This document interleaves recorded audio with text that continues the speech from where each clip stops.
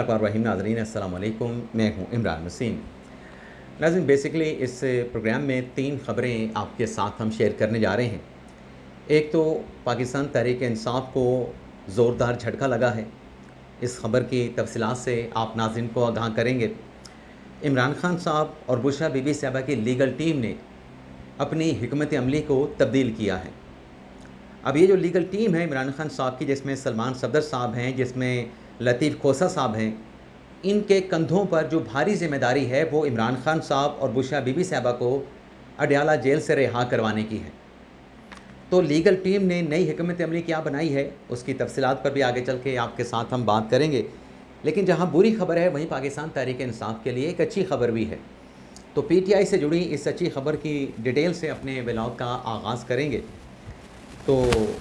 पहली खबर से शुरू करते हैं कि पाकिस्तान तहरीक इंसाफ के लिए अच्छी खबर क्या है। नाज़ी अलीमा ख़ान साहबा और बुशरा बीबी साहिबा की बेटी मुबशरा ने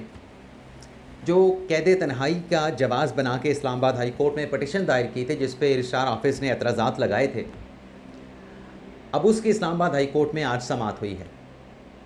जस्टिस खातम हुसैन सोबनू साहब ने इस दरख्वास्त के ऊपर जब समाअत का आगाज़ किया तो सलमान सफदर साहब पेश हुए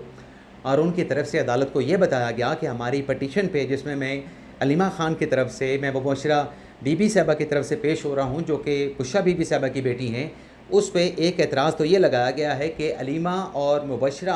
बीबी जो है वो मुतासरा फ़रीक नहीं है। सलमान सफदर साहब ने कहा कि इमरान खान साहब को और बुशरा बीबी साहिबा को कई महीनों से कैद तन्हाई में रखा गया है और जहाँ उन्होंने ये आर्गूमेंट अदालत के सामने रखा, वहीं सलमान सफदर की जानिब से जो दलाइल दिए जा रहे थे उसमें जुल्फ़कार अली भुट्टो केस का हवाला दिया गया, नवाज शरीफ केस का हवाला दिया गया कि जब नवाज शरीफ को, जुल्फ़कार भुट्टो को इस तरह की सूरत हाल का सामना था तो शहबाज शरीफ ने अदलिया से रिजू किया था। जुल्फ़कार भुट्टो की जो अहलिया थी नुसरत भुट्टो, उन्होंने अदलिया से रिजू किया था। और सलमान सफदर साहब ने कहा कि मेरी इमरान खान साहब के साथ तो 2 मुलाकातें करवाई गई हैं। एक मुलाकात chief justice supreme court Yahya Afridi के हुक्म पे हुई, एक मुलाकात chief justice Islamabad high court Sarfraz Dogar साहब के हुक्म पे हुई। फिर उन्होंने कहा कि मेरी जो दूसरी क्लाइंट हैं बुशरा बीबी साहिबा, उनके साथ मेरी दिसंबर से कोई मुलाकात नहीं कराई गई। ना अखबार है इमरान खान साहब के पास, ना TV है, बुशरा बीबी साहिबा के पास कोई सहूलत नहीं है, तो उनके साथ गैर इंसानी सलूक जो है वो रखा जा रहा है। जब ये गैर इंसानी सलूक की बात की सलमान सफदर साहब ने, कैद तन्हाई की बात की, तो नैब की तरफ से नुक्ता जज साहब के सामने, खातम हुसैन सोमरू साहब के सामने ये रखा गया कि जब फ्रंट ऑफ द कोर्ट बनाया गया था जनाब सलमान सफदर साहब को, उन्होंने अपनी एक रिपोर्ट बतौर कमीशन सुप्रीम कोर्ट में जमा करवाई थी। उसमें ऐसी कोई बात नहीं लिखी गई थी कि इमरान खान साहब को या बुशरा बीबी साहिबा को कैद तन्हाई में रखा गया है। ऐसी कोई बात इन्होंने नहीं की थी। ये अदालत में आज पहली मरतबा ये बात कर रहे हैं,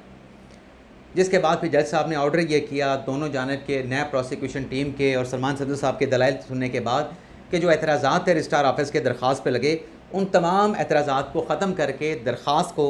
जिसमें कहा गया है कि जो गैर कानूनी कैद तन्हाई में रखा गया है, कोई अदालत का हुक्म नहीं है, इसको गैर कानूनी करार दिया जाए, इस दरख्वास्त को कल समाअत के लिए फ़िक्स कर दिया गया है। यानी नंबर लगाने का अदालत ने हुक्म दे दिया है और इस दरख्वास्त पर अब कोई एतराज़ जो है वो नहीं रहा, बल्कि काबिल समाअत जो है वो अदालत ने इस दरख्वास्त को करार दिया है। लेकिन इसके साथ साथ आज चूँकि 190 मिलियन पाउंड केस के भी इस्लामाबाद हाई कोर्ट में समाअत होना थी, तो आज की समाअत से पहले, क्योंकि 11:30 बजे अदालती कार्रवाई शुरू होती है इस्लामाबाद हाई कोर्ट में, तो सलमान सफदर साहब ने जो इस्लामाबाद हाई कोर्ट का फ़ैसला था ग़ालिबन कोई मई के महीने का, बल्कि अप्रैल के महीने का 30 अप्रैल का, जिसमें इमरान खान साहब की जो सज़ा सस्पेंड करने की जो दरख्वास्त थी उसको मुस्तरद कर दिया गया था। तो सज़ा सस्पेंड करने की दरख्वास्त को मुस्तरद करके मरकज़ी अपीलों पर प्रोसीड करने का जो फ़ैसला था उसे इमरान खान साहब और बुशरा बीबी साहिबा की लीगल टीम ने आज सुप्रीम कोर्ट में चैलेंज कर दिया है। और जो दरख्वास्त अदालत उज़्मा में दायर की गई है उसमें बुशरा बीबी साहिबा की तरफ से और इमरान खान साहब की तरफ से ये कहा गया है कि जो एप्लीकेशन थी हमारी सज़ा सस्पेंड करने की, उससे मुस्तरद करना इंसाफ के बरखिलाफ़ है। और इन दोनों अपीलों में सलमान सफदर साहब ने लीगल आर्गूमेंट जो रखा है उसमें मेडिकल ग्राउंड लिया है कि इमरान खान साहब को आँखों का आर्जा लाहक है, इमरान खान साहब के भी सेहत के मसाइल हैं, बुशरा बीबी साहिबा के भी सेहत के मसाइल हैं। तो मेडिकल ग्राउंड के ऊपर सलमान सफदर साहब ने अदालत से कहा, सुप्रीम कोर्ट से जो अपीलें दायर की हैं, कि मेडिकल ग्राउंड के ऊपर रिहाई ना देना मुल्ज़मान को ये गैर कानूनी है। और फिर सलमान सफदर ने ये भी कहा कि नैब ने जिस तरीके से इमरान खान को गिरफ़्तार किया था वो गिरफ़्तारी भी गैर कानूनी थी। और सलमान सफदर साहब ने मलबा नैब पे भी डाला, जिसमें उनका ये कहना था कि इस केस में जो हाई कोर्ट में प्लीड हुआ उसमें नैब की तरफ से बार बार इस्लामाबाद हाई कोर्ट से इल्तवा लिया गया। हमारी तरफ से इल्तवा की सिर्फ एक दरख्वास्त आई और उस पर भी इस्लामाबाद हाई कोर्ट ने सख्त रद्दमल दिया अपने ऑर्डर के ज़रिए। और इन अपीलों में सलमान सफदर साहब ये भी कहते हैं कि सेहत के मसाइल के बावजूद मेरे क्लाइंट्स को, इमरान खान साहब को, बुशरा बीबी साहबा को रिहाई ना मिलना ये अदालती नाइंसाफ़ी है। अब सलमान सफदर साहब ये कहते हैं कि नैब कानून में तरमीम कर दी गई है और जो इमरान खान साहब का एहतसाब किया गया, बुशरा बीबी साहबा का एहतसाब किया गया, ये एहतसाब नहीं था बल्कि सियासी इंतकाम था। और सलमान सफदर साहब कहते हैं कि हमारी जो अपीलें जो हम सुप्रीम कोर्ट में दायर कर रहे हैं इनको काबिल समाअत करार दिया जाए और काबिल समाअत करार दे के इमरान खान साहब की और बुशरा बीबी साहबा की जो सज़ाएँ हैं उनको सस्पेंड करके ज़मानत पे रिहा करने का हुक्म दिया जाए। अब सलमान सफदर साहब ने ये अपीलें सुप्रीम कोर्ट में फ़ाइल कर दी हैं, इस्लामाबाद हाई कोर्ट का फ़ैसला चैलेंज कर दिया है। तो अब इस पे जो सुप्रीम कोर्ट की प्रैक्टिस प्रोसीजर कमेटी है जिसमें याह्या फरीदी साहब हैं, मुनीब अख्तर साहब हैं और जमाल मंदुखेल साहब हैं, ये प्रैक्टिस प्रोसीजर जो कमेटी है वो ये केस लगाने का फ़ैसला करेगी कि हाई कोर्ट के 2 रुकनी बेंच का फ़ैसला है, जस्टिस सरफराज डोगर साहब का और जस्टिस मोहम्मद आसिफ साहब का, जिसमें सज़ा सस्पेंड करने की जो एप्लीकेशन थी उनको मुस्तरद किया गया था। तो उस पर बनेगा 3 रुकनी बेंच, सुप्रीम कोर्ट में बनेगा 3 रुकनी बेंच जो अपीलों की सुनवाई करेगा। अब उस बेंच को बनाने का जो फ़ैसला है वो करेंगे याह्या फरीदी साहब जो हैं प्रैक्टिस एंड प्रोसीजर कमेटी के जो बाकी 2 जजेस हैं उनके साथ मिल के ना सिर्फ बेंच का फ़ैसला करेंगे कि इमरान खान साहब का 3 रुकनी बेंच कौन से जजेस पर मुश्तमिल होगा, कौन से जज जो है वो सरबराही करेंगे, कौन से जज बेंच में शामिल होंगे, और फिर कमेटी फ़ैसला करेगी कि इन अपीलों को, या हो सकता है रजिस्ट्रार ऑफिस को ये ज़िम्मेदारी दी जाए कि इन अपीलों पर समाअत कब होनी है उसकी तारीख भी मुकर्रर की जाएगी। लेकिन सलमान सफदर साहब की जो ज़िम्मेदारी थी वो उन्होंने आज पूरी कर दी है कि हाई कोर्ट का फ़ैसला अदालत उज़्मा में चैलेंज कर दिया है। लेकिन ये अपीलें दायर करने के बावजूद मुख्तसर सी समाअत जो है वो इस्लामाबाद हाई कोर्ट में हुई है। जस्टिस सरफराज डोगर साहब ने, जस्टिस मोहम्मद आसिफ साहब ने आज जब अदालती कार्रवाई का आगाज़ किया तो सलमान सफदर साहब पेश हुए, लतीफ़ खोसा साहब पेश हुए, नैब की जो प्रोसिक्यूशन की टीम है वो अदालत के सामने पेश हुए। लेकिन वकला का एक हजूम जो है वो रोस्टम पे खड़ा हो गया, जिस पर चीफ जस्टिस सरफराज डोगर साहब की जानिब से शदीद बरहमी का इजहार किया गया कि आप क्या अदालत पे चढ़ाई करना चाहते हैं कि इतनी बड़ी तादाद में जो गैर मुतल्लका वकला हैं जिनका इस केस के साथ कोई ताल्लुक़ नहीं है वो रोस्टम पे आके खड़े हो गए। तो इस बरहमी का इजहार करते हुए सरफराज डोगर साहब ने कहा कि जो सलमान सफदर साहब हैं, इमरान खान साहब, बुशरा बीबी साहबा के वकील और जो जनाब लतीफ़ खोसा साहब हैं वो रोस्टों पे खड़े रहें और बाकी जितने वकील हैं वो अपनी सीटों पे बैठ जाएं। सलमान सफदर और लतीफ़ खोसा साहब को इजाज़त है कि वो आर्गूमेंट का आगाज़ करें। सलमान सफदर साहब ने अपने दलाइल का आगाज़ किया कि जो वकालतनामे हैं, बल्कि डोगर साहब ने कहा कि चूँकि वकालतनामे आपको सिग्नेचर के साथ मिल चुके हैं तो उसके बाद जो आपकी कंटेम्प्ट की एप्लीकेशंस हैं वो तो गैर मौसर हो चुकी हैं। फिर सलमान सफदर साहब ने इस बात का एतराफ़ किया कि 16 जून को जो है मुझे वकालतनामा पे दस्तखत और तमाम प्रोसीजर पूरा होने की इतला दी गई थी, लेकिन वो सिर्फ इमरान खान का वकालतनामा था, वो बुशरा बीबी साहबा का नहीं था। और फिर सलमान सफदर साहब ने कहा कि इस्लामाबाद हाई कोर्ट में जो हमने एक रिट पटिशन दायर करनी थी आर्टिकल 199 की, जो कि अब हमने अलीमा खान साहब की तरफ से, मुबशरा बेटी की तरफ से दायर की है, ये हमने इमरान खान और बुशरा बीबी साहबा की तरफ से दायर करनी थी। लेकिन चूँकि इस्लामाबाद हाई कोर्ट से मुतल्लिका वकालतनामे नहीं मिले थे तो फिर मुझे अलीमा खान की तरफ से और मुबशरा बीबी की तरफ से कि इमरान खान साहब को कैद तन्हाई में रखा गया है, ये अपीलें हमें फिर इस तरीके से वहाँ पे दायर करना पड़ी, जहाँ पर हमने आज आर्गू भी किया है और जो एतराज़ात है रजिस्ट्रार ऑफिस के उन एतराज़ात को ख़त्म भी कर दिया गया है। सलमान सफदर साहब ने कहा कि देखें कि जो सज़ा मुअत्तल करने की दरख्वास्तों को आपने मुस्तरद किया है वो फ़ैसला हमने सुप्रीम कोर्ट में चैलेंज कर दिया है।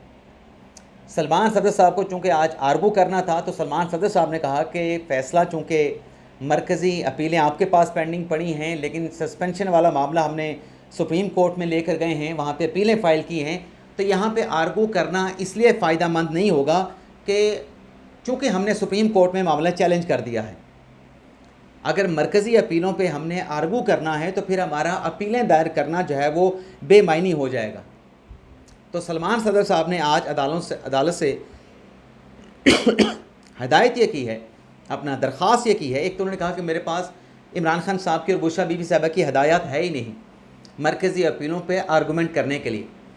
दूसरा उन्होंने कहा कि आप इसमें हमें वक्त दे दें, आप इसमें हमें मोहलत दे दें। जब तक सुप्रीम कोर्ट में अपीलों पे समाअत नहीं होती ना, तो इस्लामाबाद हाई कोर्ट में इन अपीलों पे जो कार्रवाई है, मरकज़ी अपीलों पे जो आप प्रोसीड करना चाहते हैं, इन अपीलों पे कार्रवाई को आप रोक दें। तो फिर अदालत ने किया ये है, कोई तारीख़ नहीं दी अब तक की जो हमारे पास डिटेल्स पहुँची हैं, लेकिन उसमें किया यह गया है कि जो कंटेम्प्ट की एप्लीकेशंस आई थी, उन कंटेम्प्ट की एप्लीकेशंस को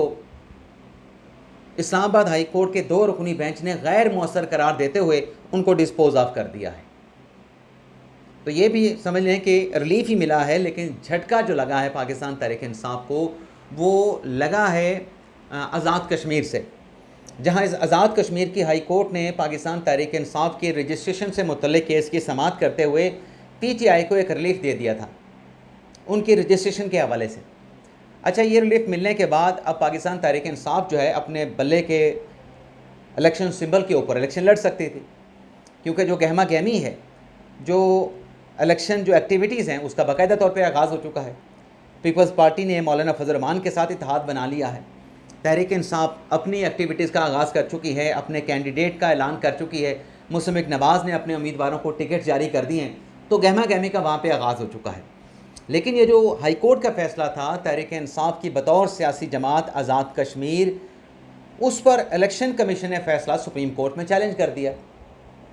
आज़ाद कश्मीर की सुप्रीम कोर्ट में। तो आज़ाद कश्मीर की सुप्रीम कोर्ट में जब इसकी समाअत हुई है, तो पहली समाअत में ज़ाहिर सी बात है कि नीचे वाली अदालत का जो फ़ैसला होता है उसको सस्पेंड करना पड़ता है। तो सुप्रीम कोर्ट आज़ाद कश्मीर ने पाकिस्तान तहरीक इंसाफ को हाई कोर्ट से जो मिला रिलीफ था, वो इलेक्शन कमीशन की अपीलों पे समाअत करते हुए उस फैसले को सस्पेंड कर दिया है। यानी अब आज़ाद कश्मीर सुप्रीम कोर्ट का फ़ैसला आने के बाद जो हाई कोर्ट के फ़ैसले से पहले वाला जो स्टेटस था पाकिस्तान तहरीक इंसाफ का आज़ाद कश्मीर में, जो कि इलेक्शन कमीशन के फ़ैसले से हुआ था और इलेक्शन कमीशन भी आज़ाद कश्मीर का, वो वाला स्टेटस जो है वो दोबारा से बहाल हो गया है। अदालत ने नोटिस कर दिए, नोटिस करके तमाम फ़रीक़ैन से जवाब तलब कर लिया है। तो देखते हैं कि अब ये मामला चूँकि हाई कोर्ट आज़ाद कश्मीर से निकल के सुप्रीम कोर्ट आज़ाद कश्मीर के डोमेन में आ चुका है, तो देखते हैं अब इस पे फ़रीक़ैन के जवाब आएंगे, इलेक्शन कमीशन भी अपना जवाब देगा, तहरीक इंसाफ अपना जवाब जमा कराएगी भी आया कि जो फ़ैसला सस्पेंड किया गया है, सस्पेंड जो नीचे जो रिलीफ मिला है वो किस हद तक कानूनी था, आइनी था, और सुप्रीम कोर्ट उसको कैसे बरकरार रख सकती है, तहरीक इंसाफ ने जवाब देना है, तहरीक इंसाफ ने आर्गू वहाँ पे केस करना है। तो ये एक झटका ज़रूर लगा है कि फौरी तौर पे जो फ़ैसला, और ये लीगल प्रोसीजर होता है कि फ़ैसले को सस्पेंड करना पड़ता है, जो कि कर दिया गया है। अब देखते हैं फर्दर वहाँ पे क्या होता है। तो नाज़रीन, इजाज़त चाहते हैं आज के इस व्लॉग से आप तमाम देखने वालों से। अल्लाह ताला हम सब का हामी नासर अपनी दुआ में याद रखिएगा। अल्लाह हाफ़िज़।